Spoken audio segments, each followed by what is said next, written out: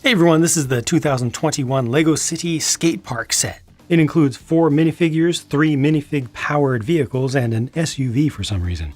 Take away the people and accessories, and this is the skate park proper that you really get here. So it's based on one single 16x16 new style of road plate piece, and they've got some ramps. So you got ramps down here, fairly smooth down to the ground. 3 of those in total, and then just some obstacles which can actually be moved around fairly easily using this road system. Like that just pops up. They've got a 2x4 jumper under there. This pops up. These parts attached to the edge are just attached with 4 studs, so this can be moved around and stuff. So as far as reconfigurability, that works out pretty well. However, what's most important here is play. This is not a display set. This is all about play. So how do these obstacles work? They call this a ramp, even though it goes completely vertical right there. It kind of looks like a small quarter pipe. I found this one, I played around with this a bit before starting the video. I found this one to not be that fun to play with because you have that little lip right there. It kind of stops you. And then it goes very vertical. It has such a tight little radius in here that's not the best thing. The idea is you're trying to get off of this and then go, grind off of this little grind rail or small wall on this side. So this works fine. This not so much. This is great though. The quarter pipe is, the proper quarter pipe. You can just go right up it. Works with all of the different minifig accessories in here. The seesaw is just fine as well. You can kind of balance up there. You can grind across it if you want. Hop up onto it and try to catch your balance and then kick off. Like all that works pretty well. Also, basically it's going to be the same results for the extreme wheelchair dude here. Like this just goes so vertical, so vertical. It's crazy. It's just too much. And then ultimately, again, he can grind off that. He does not go off this all that well because his wheels are too wide. So I just imagine that he needs to bicycle on that, and I think he could pull it off. I think he can do it. It just needs to be on one side, and that can work. Too bad there's not like a handhold down here. That would have been good to help pose him, but you do have the bar up here that can be used to, you can grab, you can reach back to help pose some figures and some action moves. So this edge works fine enough. And then of course the bike, has no problem going over just about anything because it has the largest tires. They're also rubber. So this one's particularly easy to play with. But again, this is just kind of, okay, you got a bump there and then it stops you. It just stops you.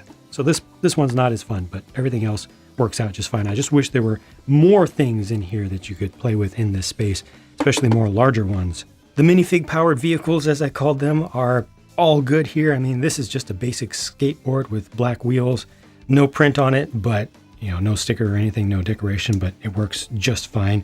Just keep giving us more of these different colors and I'm happy. This is a new color combination for the wheelchair with the red frame, bright green colored wheels up front, which are the same as skateboard wheels. Bright green colored soft rubber tires, kind of silicone-like tires. They have some traction on them. Trans bright green for the wheels there. Unfortunately, this one doesn't spin that well. Just this particular side of that axle might need to get in there and modify it a little bit, just clean it up, but this one spins just fine. And then the bike is the mountain bike frame in dark blue, which is new for 2021, and it just has the red tires. So that's all good. Again, give us more colors and I'm happy. I like this SUV truck thing a lot. It's a Vita Rush company vehicle. The colors are really vibrant. I especially appreciate the orange colored wheels and the larger balloon style tires with the more squared off modern fenders. Like all that just works out really well for me. A little bit more detail on the front end than it kind of needed, I would say. So it's looking kind of elevated. It's not looking like the most basic simple level possible. This does use stickers for that stripe right there, one on either side, and a sticker for the license plate on the back. This is intended to be like a company vehicle that has come out to support an event. So these would presumably be just Vita Rush cans, Vita Rush energy drink or juice drink, whatever it's intended to be. I like the Vita Rush brand myself. That's an existing print up there, so not a whole lot of branding on this truck. Single person is able to sit in there. You kind of use this like a pickup truck, but single person sits in there and they have a steering wheel and the seat is tan colored. That's kind of nice because we don't get that color very much. Red color for the axles under here. That's new for 2021. Fortunately, they're not very visible, so no complaints from me. Wrapping up the builds, you have just a couple of barricades here that can be used to close off the street, or you could use those as obstacles to grind off or to reach up, hop up on and grab, but they're not completely smooth all the way across the top, so they're not the best grind rails. And then these are like land buoys. It's just little deployable flagpoles for the Fighter Rush branding. I was happy to see that these flag pieces are printed. Not only printed on one side, printed identically or mirrored on both sides. So nice pieces there. I like these figures. I like the color options here with, some different stuff with teal, olive, the dark pink color, new color for the motocross style helmet in bright green there. Got the purple helmet with integrated light yellow colored hair. That's semi-short as well. That's just all good stuff. And also a print for the 1x1 cylinder for the juice or drink bottle, I should say. This guy on the left looks a little bit familiar to me. I'm not sure just where that's coming from, but check out the alternate face for the figure on the right. It's the OMG clickbait thumbnail face, which is appropriate for this set if she's going to be watching somebody else pulling off a really good trick. And here are the other two with existing prints for the torsos, but I still like them.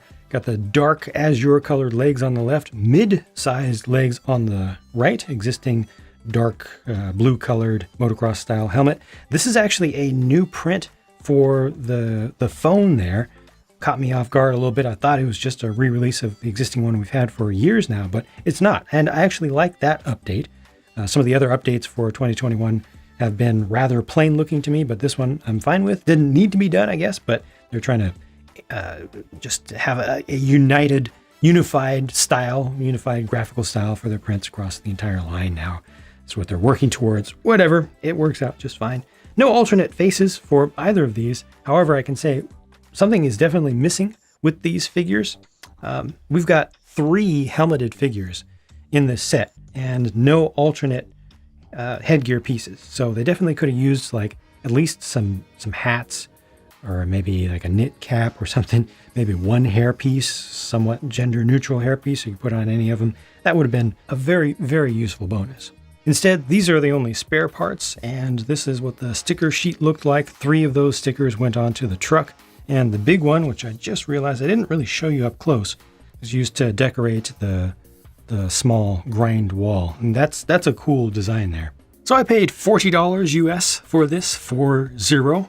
And folks who only ever look at price to part ratio, that number by itself, will probably faint, right, when considering this set, or will just automatically, immediately consider it literally the worst set ever created. And Lego is now evil because look at that price to part ratio. But we have to think bigger than that, obviously. So here's how I value this. This is obviously, to me, a $10 set. Like just as a standalone thing, that's a perfect $10 set. I can take it up to 15 by putting in all this junk and like one of these. Or maybe I'll put her, I'm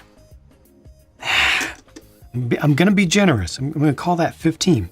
Okay, and then we're gonna take these 2 and all of the obstacles here plus the tree. I'm gonna call that about $10. Between 10 and 15. Okay, and then the road plate, that is at retail, based on the example that we already have, that is worth less than $5 at retail, based on a factual example of the value that Lego gives to those parts. So I'm seeing, I would like this to be about a $30 set. I can imagine it being 35. If it was 35, I would say, I wish it was 30, wish it was just a little bit less or gave us something more.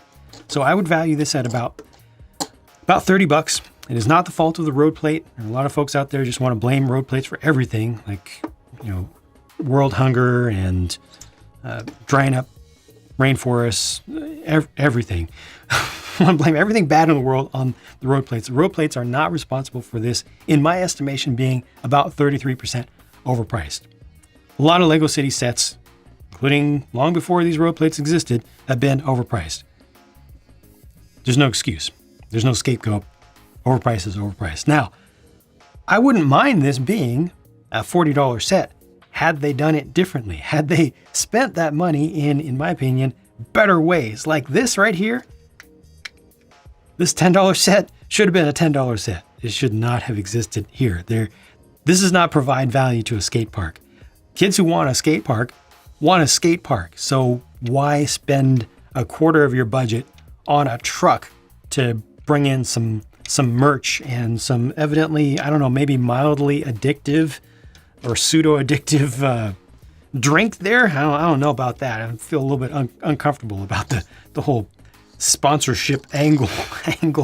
But I can move past that. Okay, so we just took $10 out. Now this is a $30 set. Doesn't feel like it has enough. I would like to see this get turned into either an actual ramp or use its parts budget with some of what's left over to make a whole other one of these, so you can actually create a full half pipe. Then that would be very nice. Or turn this into just a low risk, like a novice level thing, just a little hump or a low grind rail, something like that. Like that just doesn't play well. I think a low grind rail would work better. Yeah, some more things with bars that could be held onto. I'm fine with the tree, it doesn't use too many pieces, doesn't waste too much. These are just nice, just generally. If you don't want to use them around this and use them somewhere else in your city, these were kind of unnecessary, in my opinion. So I feel like just using the basis of what they've done here, not totally throwing it all away, but using the basis of what they've done here, this could have been a much better set for the same price. Or it also could have been a better set for a little bit cheaper, because overall, I feel like we're just paying too much for this. I do like some of the stuff. I do like how easy it is to rearrange using that plate. That was a good idea. And also being able to use that plate if you don't want to have a skate park anymore, being able to integrate that in with the rest of a city that's converting to those pieces. I think that's all good. The figures are good. This is good. This is good. Needed some hair pieces. That's about that. I do have a pure build for this. We want to see how it went together. I mean, you can probably see most of the construction here, but there's also a speed build if you just want to go through that really quickly. Let me know your thoughts in the comments, and I'll talk to you again soon because I'll be working on the next video. Bye for now.